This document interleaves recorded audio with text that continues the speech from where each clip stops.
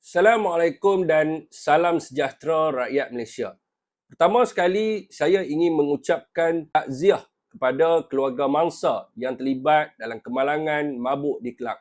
Saudara dan saudari, isu pemandu mabuk ini bukan baharu, namun sudah lama menghantui rakyat Malaysia. Namun gagal ditangani kerana seringkali melibatkan isu perkauman.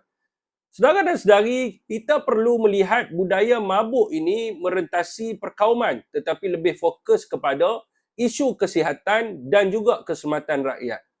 Saudara dan saudari, Malaysia boleh mengambil contoh model pelaksanaan daripada beberapa negara untuk menangani masalah ini. Sebagai contohnya di Norway dan Sweden, kerajaan di sana mengehadkan penjualan arak di kedai serba neka, di mana kedai serba neka ini hanya boleh menjual arak ringan di bawah 3.5% alkohol bagi mengehadkan isu mabuk yang mengganggu ketenteraman awam serta kemalangan jalan raya. Ini kerana pengkajian di sana menunjukkan ramai pemandu mabuk membeli arak beralkohol tinggi di kedai serba neka kerana lebih murah dan mudah diakses.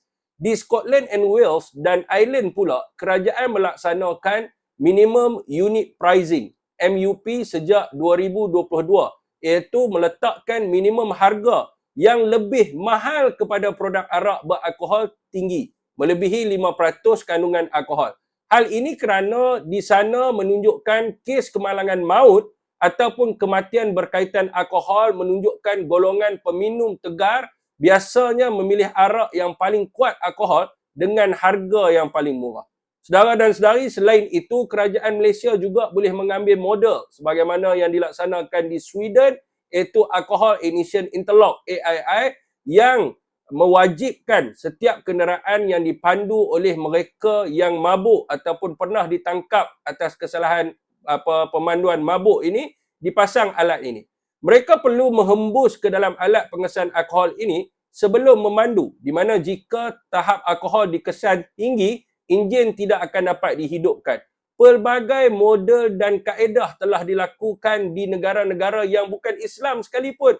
Kenapa tidak boleh dilaksanakan di Malaysia? Apakah pandangan rakyat Malaysia?